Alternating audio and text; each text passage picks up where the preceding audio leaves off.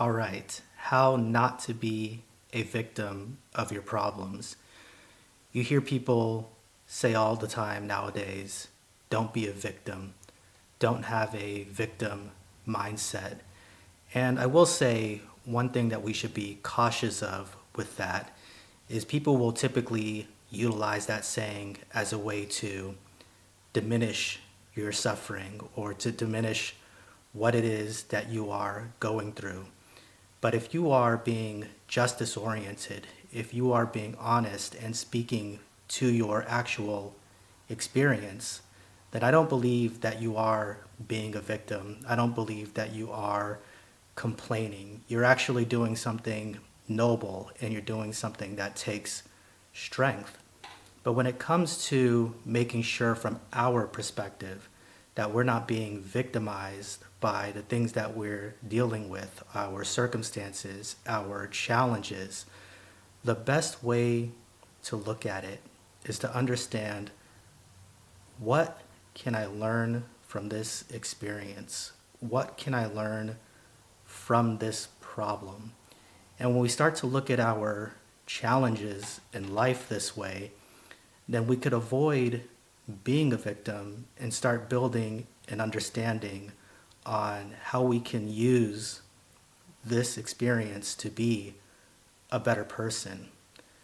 And the more experiences that we have, the more challenges that we have, we could start looking at those as opportunities for us to improve. It doesn't mean that the circumstance is going to feel good in real time. Sometimes it's actually going to feel horrible while you're in the midst of it. But whether it's small or large, it's still something that we can learn from. It's still something that we can gain from. I heard something that really struck with me. I believe it was from the Dalai Lama. And he said, it's important to not just have compassion for people who suffer too much. We should think about how we could have compassion for people who suffer too little. And it really struck me because that's not our way of typically thinking. But when you understand how much growth comes from suffering, then you can see why it's a little bit sad when somebody doesn't go through a certain amount of challenges in life, because those challenges are what make you stronger.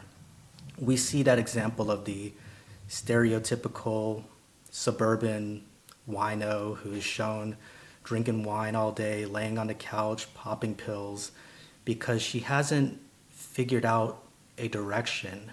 She hasn't figured out what her or his compass is that's forged through suffering, what you really learn from those experiences.